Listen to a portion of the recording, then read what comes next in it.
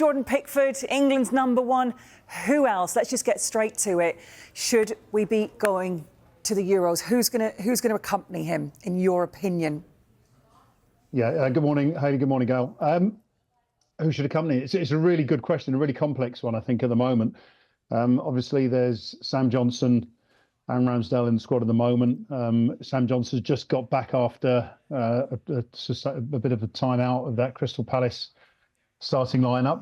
Not that he's not good enough, or any of the goalkeepers not good enough, but it's just about match experience, I think. And the one thing I did like about Sam Johnstone, I have to say, is the last time he played for England, I thought he was exceptional. So he's already proved that he can do it. As long as he maintains his fitness to the end of the season, I think he'll be in there.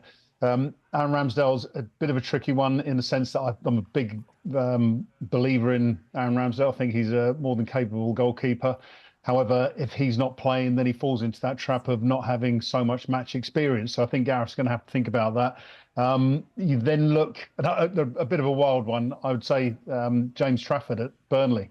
I mean, you've got a goalkeeper who's played as many minutes as Jordan Pickford this season, already in the England fold with the under-21s. He's got a couple of games coming up himself, so he'll be used to that environment.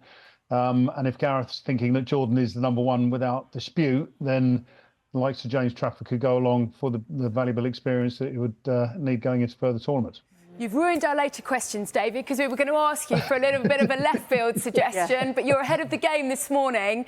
I just want to backtrack slightly on Nick Pope. Do you still think he's in? He's obviously suffered an injury. Do you think there's enough time for him to force his way back into the squad? Yeah, I do apologise. And if Nick's listening or any of his friends, I do apologise. Of course, I mean, this is the issue that Gareth faces, that Nick has missed so much football. It's not to say that he can't get back fit, but he will have missed so much training, everything that you require to go back to play your best in a tournament if needed.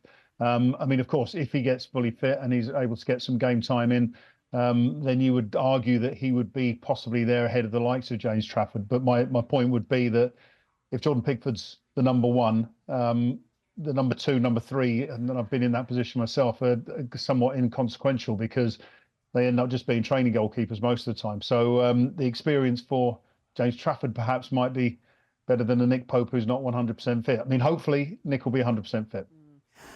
What about Jack Butland? I mean, could he make Southgate's? He is having an incredible season for Rangers, playing across many competitions. Obviously starts week in, week out. He's had a very busy season, but a good one nonetheless.